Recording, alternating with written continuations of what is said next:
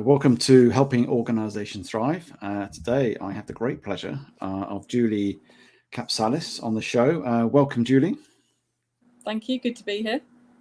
Yeah, it's great to be talking to you today. And so I'm going to just introduce you to the audience. You are the Deputy Chief Executive of Chichester College Group. You're also a chair of the Coast Capital Local Enterprise Partnership.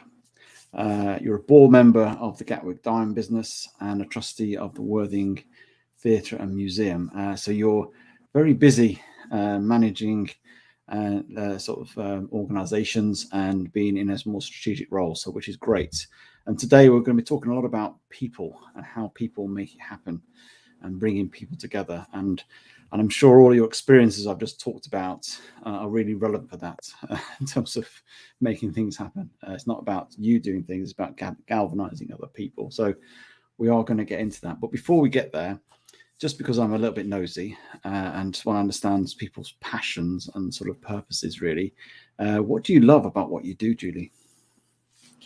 Yeah, and I think you've kind of covered it, because it is about connecting people, about bringing organisations together, finding out there's a common challenge for the region, something that people are struggling to address, one organisation, one institution on its own. How can we bring people together with a shared vision, which for me, in all of the roles I have, is around sustainable economic growth. Skills plays a key role in that. Our third sector plays a key role in that, our business community. That's what I love. That's what keeps me inspired, passionate about being able to bring people together to make a tangible change in people's lives. Brilliant. And, just that statement, the saying, bringing people together will create the impact. In some ways, it's quite simplistic, isn't it? So how do we do that? It's almost saying that the what's almost the easy bit, is the how bit. How have you managed to do that to create that impact in your sort of leadership roles you're involved in? Yeah, probably 3 words: networking, networking, and networking. That's 4 actually landing. But for me, I've got a real hunger and curiosity to keep growing my network, to meet new people, to meet new organisations and understand what their priorities are. And always having that mindset of wanting to learn something new. And in doing that, I'm very lucky through all my roles. I meet some incredible people, some incredible organisations. And I think, the past 18 months with COVID, hasn't that made collaboration and partnership working all the more important? And hasn't it driven innovation? And that's what I love, how you bring people together. Not only does it create a solution, hopefully, but probably a better solution than any one organisation or individual could have come up with on their own.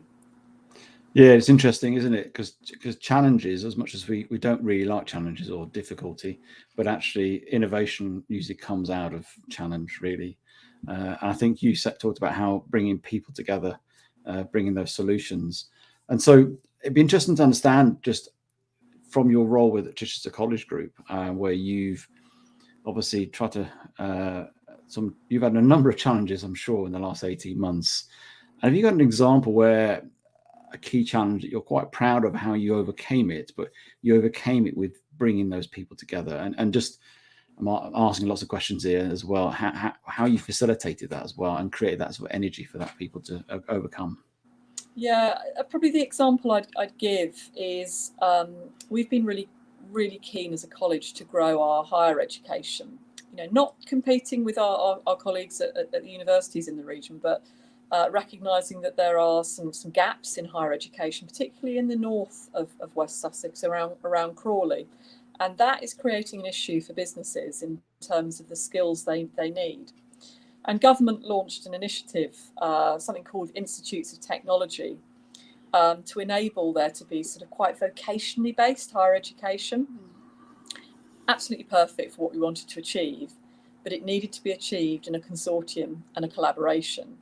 So over quite a short period of time, I needed to assemble a consortium of other further education colleges, universities, and traditionally in the past we've competed a bit, and businesses, to come up with a proposal and a bid to secure money to do that. And I think for me, this is where the other hats I wear came in. Lucky enough through chairing the local enterprise partnership to work with many of the region's vice chancellors. And Adam Tickell, who is is leaving the University of Sussex shortly, a great loss to the region, but I was able to pick the phone up to Adam Tickell, their vice chancellor, and say, "Would you work with us on this? What do you think?" And he immediately said, "Yeah, this looks really exciting."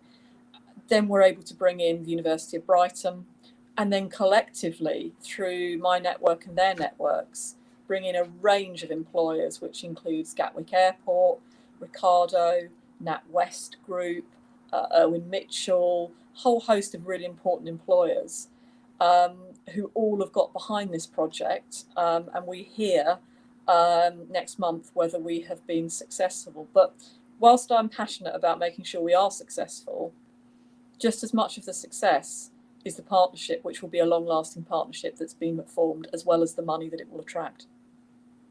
So just actually in overcoming that challenge, or what you're trying to galvanize there, you've already created a network and a way of working, I guess, that could be used for the future.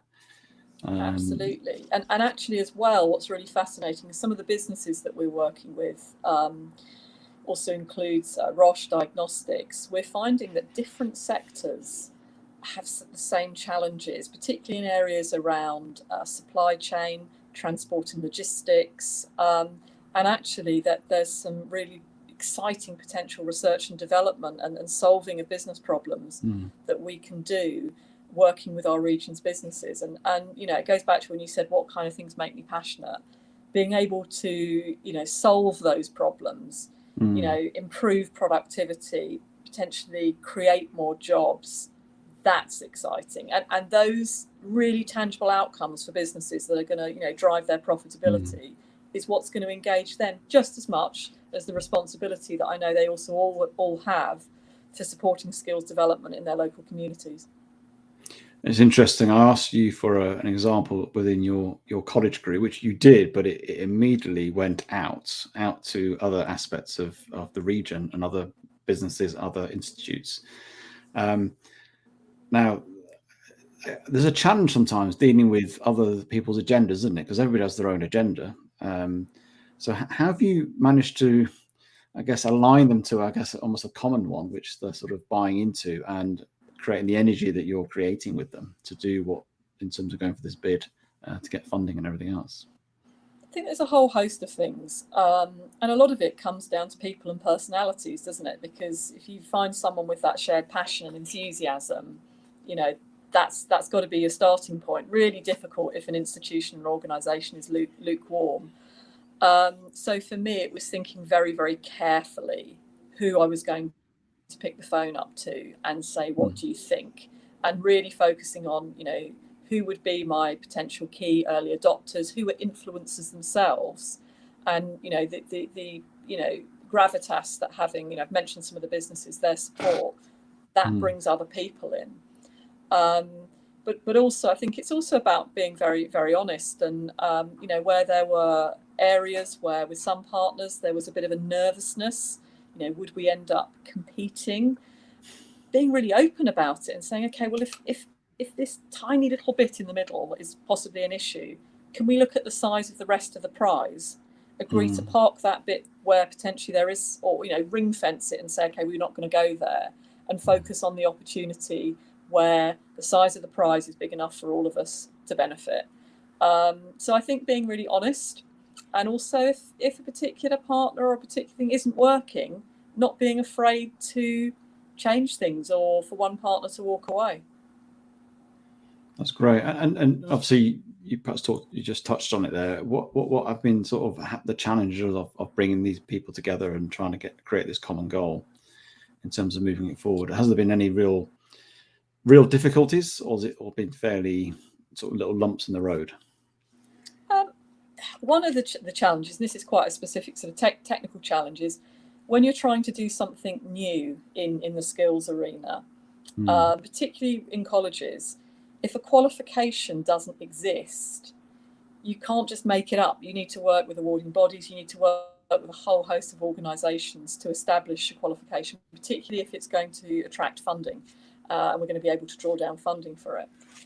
And it became apparent that was a challenge for us. So what we did was I said, well, why not get one of the awarding bodies on board as a partner? Because then as we're identifying these gaps in the market, they have the knowledge and the expertise about their own innovation and pipeline. They will know better than us what will work, the timescales. So I was absolutely delighted that Pearson have joined our consortium to play exactly that role. So I think it is when you identify a challenge or a gap you've got, well, who's the expert? Who can we bring in? And that's worked really well. And at the start of the consortium, that wasn't even on the table as something we needed, but it soon became apparent it was critical.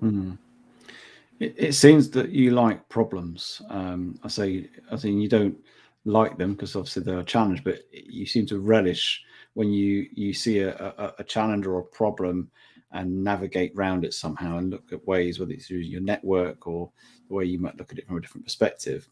Be good to understand, just for the audience, what got you to that place of how you operate right now. What's been the sort of, was there any sort of impetus or any sort of moment in your career that did that, or somebody you had a role model that sort of demonstrated something and you thought, I like the way how they dealt with problems?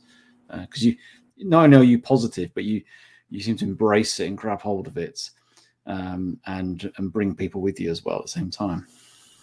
Yeah, role models are absolutely critical to me, and I've been very, very lucky over my career to work for some extraordinary leaders who have been incredibly generous with their time, whether it's formal mentoring or coaching or just watching them.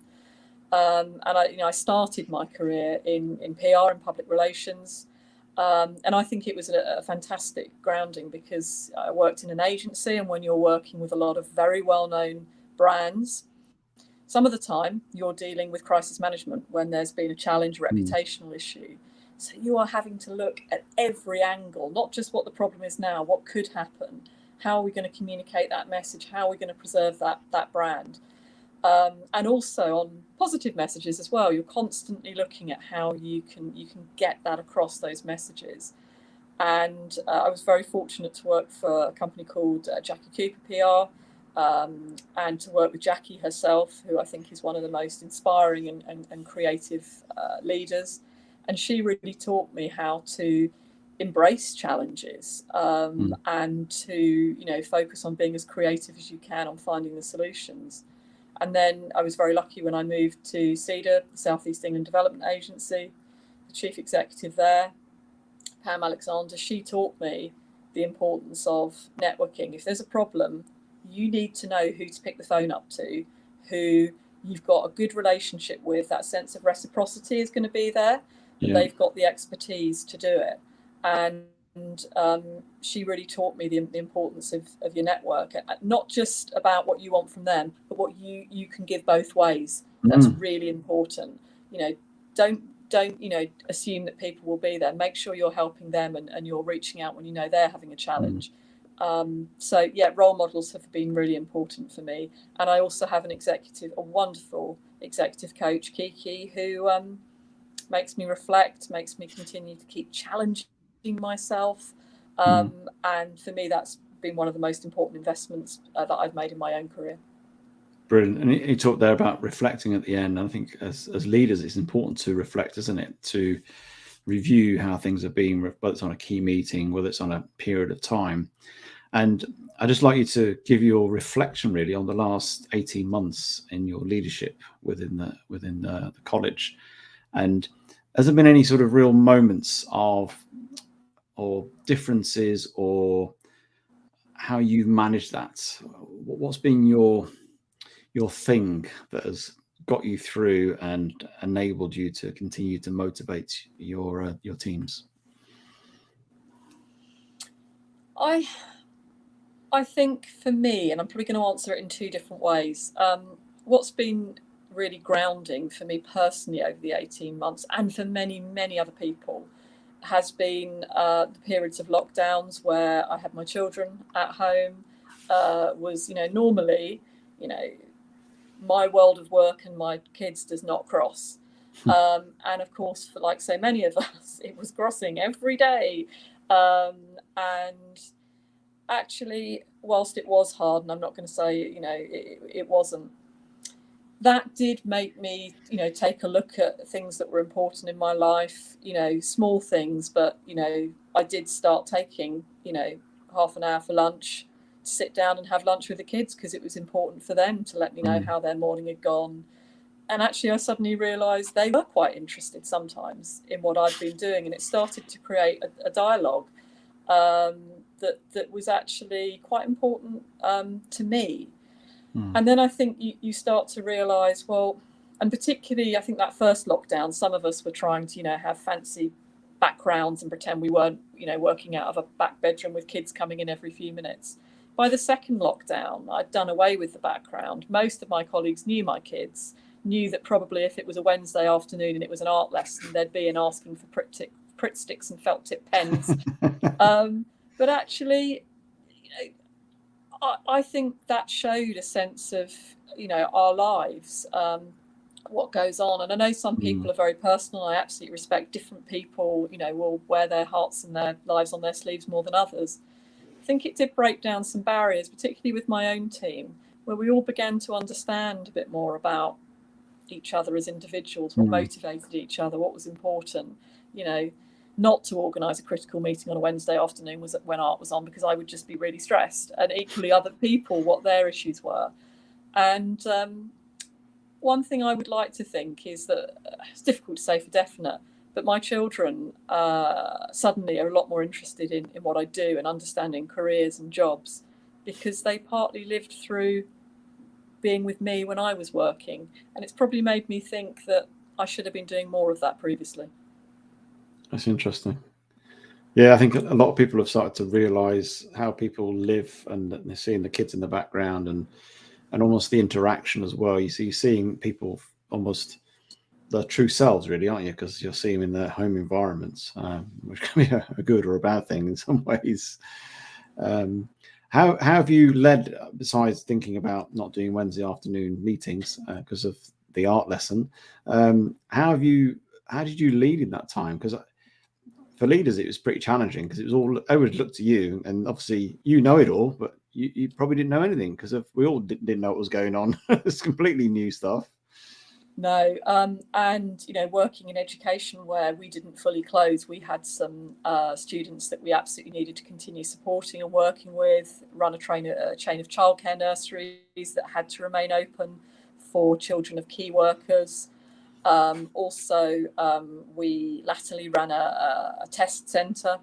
So we were in this strange position as a team where I had some of my team on furlough, I had some of my team working entirely from home, and I had some going in every day, and a mixture of everything else imaginable. And that's really hard. But the one thing we all committed to was we had a team meeting once a week, just half an hour. First few minutes would just be, look, what's going on? What challenges have you got? What can we do? But the second half of it, we just had fun. We talked about what we'd been up to at the weekends. We tore our hair out about something that had gone on, or some problem that was going on locally, and we laughed. And that was really important, and that built a sense of camaraderie and support amongst us, that started to people that worked in totally different business areas saying, well, look, can I help you with this next week? Or, look, I know you've got this challenge. And we were meeting before, but it slightly changed the dynamics of it, and people were so recognizing that literally we did not know what was going to be changing from one day to the next, that we had to be creative. And I think the one thing I always said to my team, we had to make some very difficult decisions, literally within hours, on what we were doing in certain areas. Because I said to them, what we need to do in all of these decisions is all be agreed that based on the information we have at this point in time, do we believe we're making the best possible decision? Hindsight may prove us right and may prove us wrong. But if we can look back and say we did the best we could with the information we had at that point in time, I want us to be proud of those decisions, even if they don't work out exactly as we have thought, and that there will not be blame attributed where things go wrong, because not everything will go right. As long as we learn from it, that's how we work. And that was our ethos and mantra throughout. Well, that's incredible, really. That's a good way to continue to reflect, but also get the team to buy into that approach. Because I think people were making decisions on the hoof a little bit with lack of information. Nobody's fault; it's just the way it was. But actually responding and almost, I guess, creating that mindset of readiness that we could change this very quickly again. As in, it wasn't quite. I went down this. That's a blind alley. Let's go back again, do something else differently, and use it as a learning moment. And I think getting your team prepped in that way is really helpful, because then they don't get so caught up with, oh, we failed and made a mistake here, have we?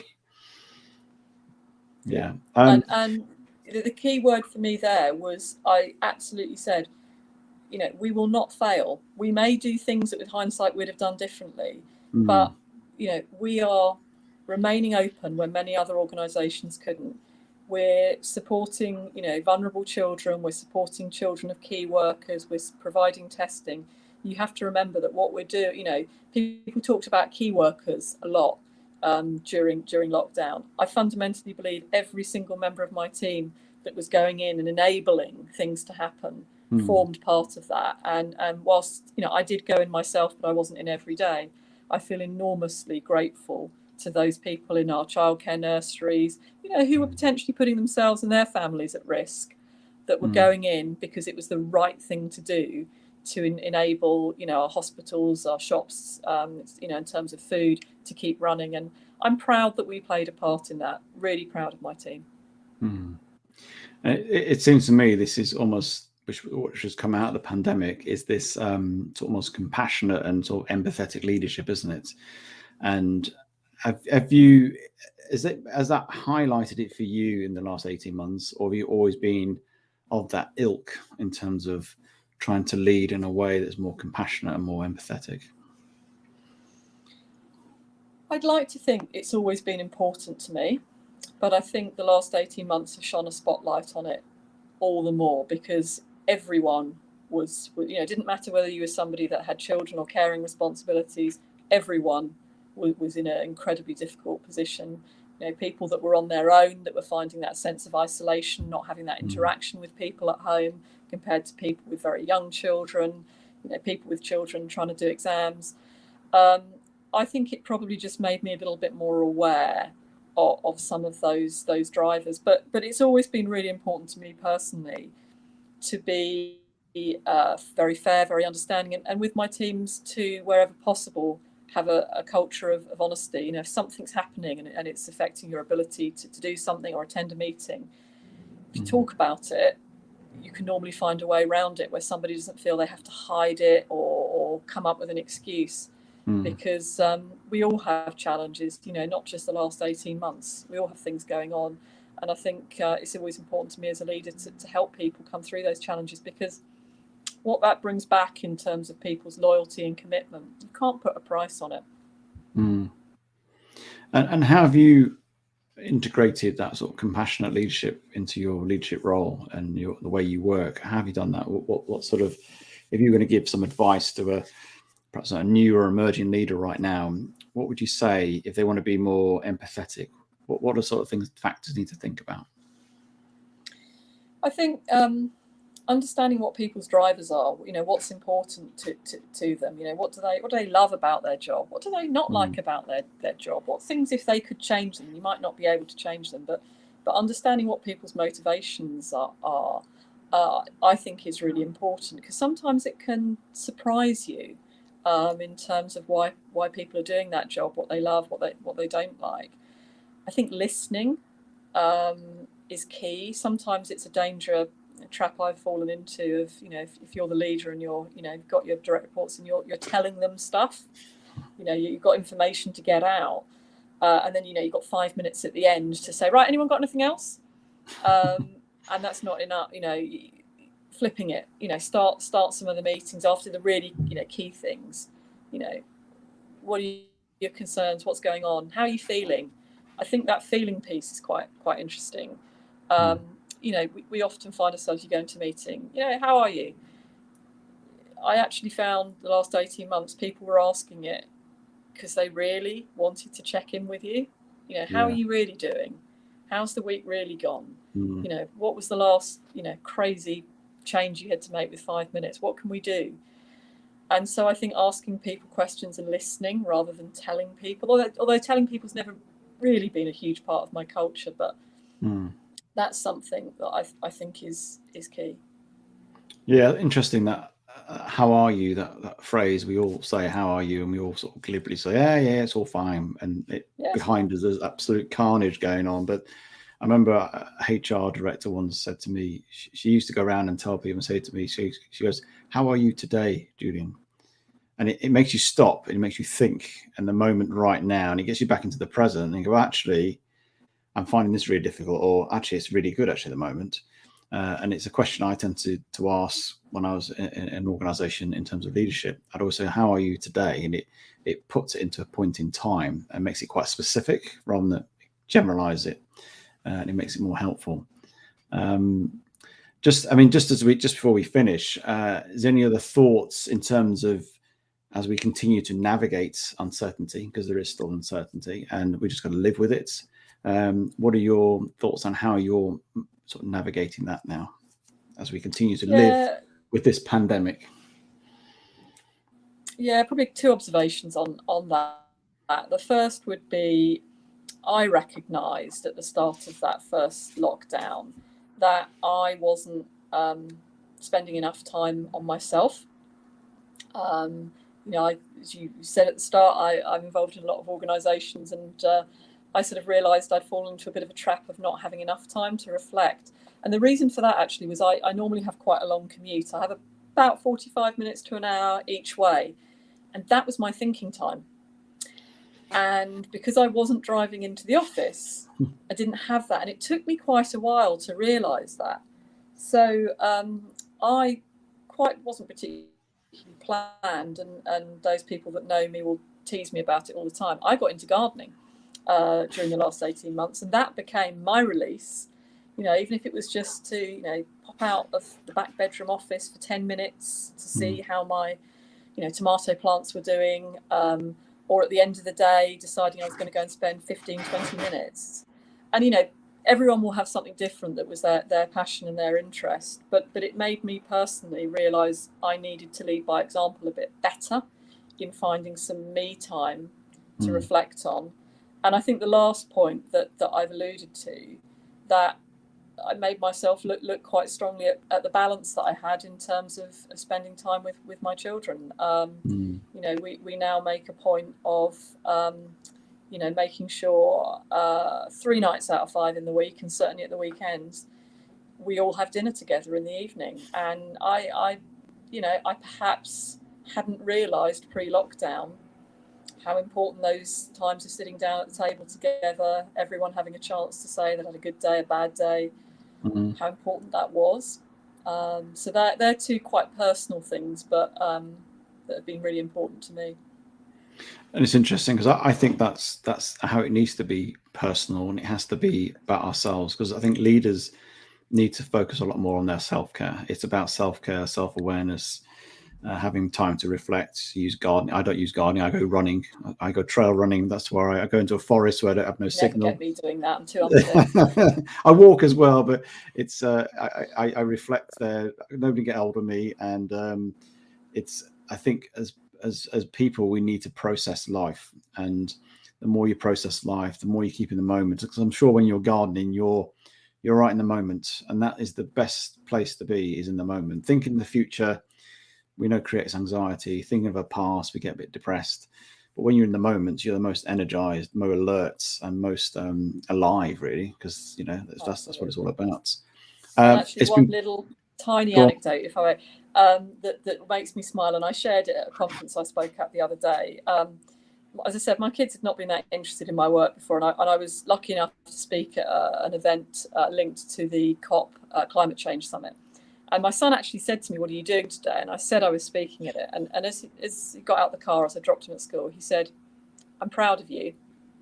Oh. And you know what? I can't put a value on how much that meant to me. Mm. And for me, that's a small story, but I don't think that conversation or that discussion would have happened without everything that's happened the last 18 months. So yeah, I'm very proud of him as well. Yeah, that's what matters. That really what matters, isn't it? That's brilliant. I like that. It's a really nice story, and it's nice that you've almost connected a lot more in the last 18 months. And I've heard a lot that more people have got more connected with each other in families and within situations at home, which is great. Well, thank you for your time. Thank you for your insights and for being very open and sharing. It's been a real pleasure. I've really enjoyed this. And so if people want to connect with you and ask you to be a board of their business or something, possibly, or some form of, how can they get in touch with you? What's the best way of doing that? LinkedIn, Julie Kapsalis. There's not too many Kapsalises out there, or on Twitter. I'd love to connect with people. As I said at the start, it's one of my passions. I learn so much from the people I have the pleasure of meeting. Get in touch. Brilliant. Thank you, Julie. Appreciate your time today. Thank you.